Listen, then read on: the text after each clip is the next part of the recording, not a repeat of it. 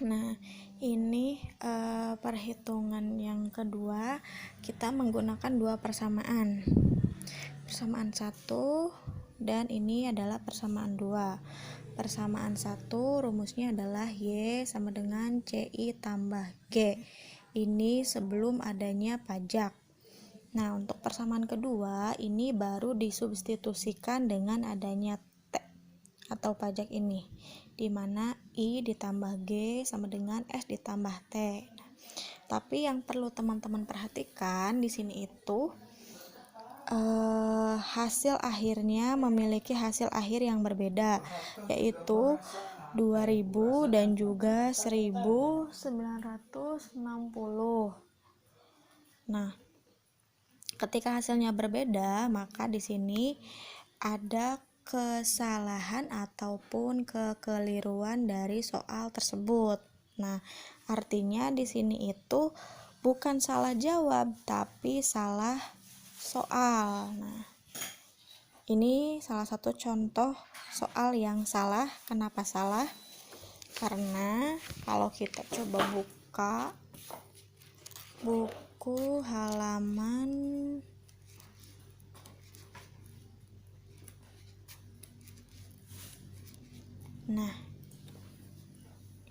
ini menghitung dengan menggunakan dua rumus atau dua persamaan. Ini persamaan pertama, ini persamaan kedua. Nah, ini juga sama ketika diketahui pajaknya di sini sebesar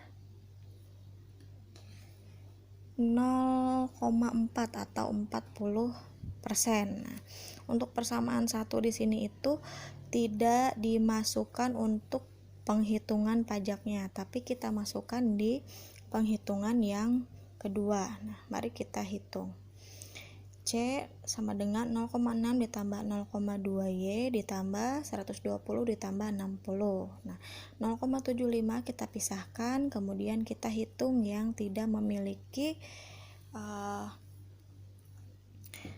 huruf ataupun konsonan. Nah, maka diperoleh 240. Ini Y. Kemudian 0,75Y dipindahkan ke bilik sebelah kiri. Y sama dengan 0,75 dikurangi Y sama dengan dikurangi 0,75Y sama dengan ini 240 dipindahkan. Ini kenapa diperoleh 0,25Y? Karena Y ini dianggap 1. Jadi 1 dikurangi 0,75 sama dengan 0,25Y.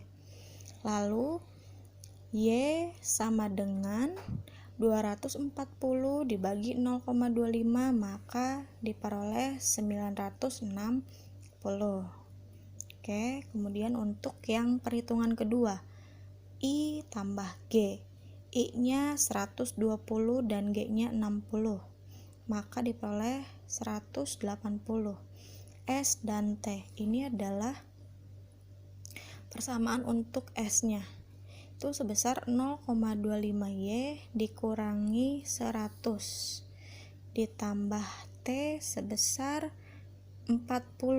Nah, kemudian 40 di sini itu karena tidak ada pengikutnya ataupun tidak ada konsonannya, maka langsung kita sederhanakan 100 dikurangi 40 sama dengan 60. Nah, lalu Y di sini dia kembali harus berpindah ke sebelah sini, tapi tidak usah dikurangi ya, atau misal teman-teman kotret saja. Nah, kemudian 180 ditambah 60 sama dengan 240. Y sama dengan 240 dibagi 0,25 sama dengan 960. Oke, paham sampai di sini? Baik, kita lanjut ke perhitungan selanjutnya. Nah, di perhitungan yang kedua, di sini itu dimisalkan bahwa pajak yang dibebankan sebesar 20% itu sifatnya tetap. Nih, tetap semuanya 20%. Mau yang pendapatan nasionalnya besar maupun kecil, tetap saja beban pajaknya sebesar 20%. Nah, sebelum saya menjelaskan cara menghitungnya masing-masing, saya kasih kata kunci dulu untuk masing-masing keywordnya. Jadi teman-teman di sini bisa diperhatikan dengan baik kata kuncinya. Nah, pertama di sini untuk memperoleh pendapatan disposable itu adalah pendapatan nasional dikurangi T atau pajak, maka akan diperoleh nilai pendapatan disposable. Kemudian di sini tabungan rumah tangga. Ingat, tabungan rumah tangga itu diperoleh dari pendapatan disposable dikurangi dengan konsumsi rumah tangga. Nah, lalu di sini untuk pengeluaran agregat, cara menghitung pengeluaran agregat itu adalah konsumsi ditambah investasi ditambah pengeluaran pemerintah. Nah, baik, kita mulai masuk ke proses penghitungan. Di sini diketahui pendapatan nasionalnya 0, kemudian pajaknya 20. Maka di sini pendapatan disposable-nya 0. Nah, kemudian di sini 60 diperoleh dari 0 dikali 0,6 ditambah 60 sama dengan 60. Kemudian ini diperoleh min 60 dari 0,6 0 dikali 0,4 dikurangi min 60 atau ditambah 60 sama dengan min 60. Lalu kita jumlahkan pengeluaran agregatnya. Di sini 60 ditambah 30 ditambah 120 sama dengan 210. Nah, yang kedua 50 dikurangi 20 sama dengan 30. 30 dikali 0,6 ditambah 60 sama dengan 78. Nah, atau untuk lebih simpelnya, untuk menghitung tabungan rumah tangga itu langsung diselisihkan saja, tidak usah disubstitusikan ke dalam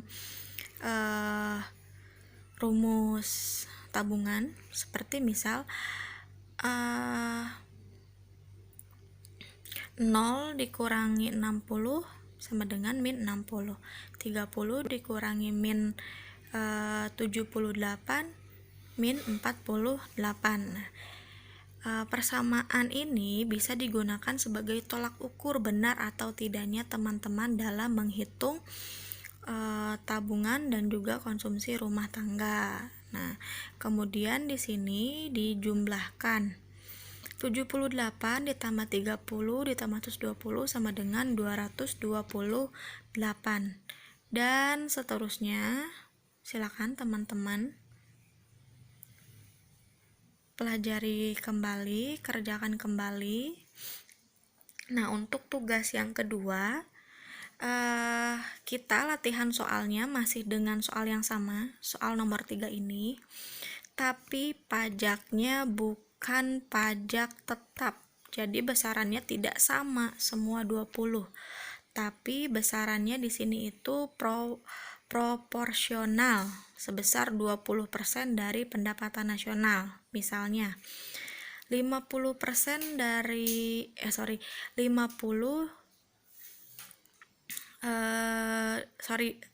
20% dari 50 adalah sebesar 10, maka di sini nilai pajaknya 10.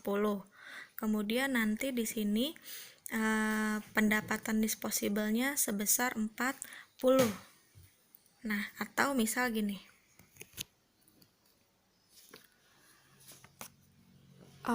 Berarti ini itu sifatnya tidak tetap atau proporsional, sehingga teman-teman harus menghitung terlebih dahulu 50 dikali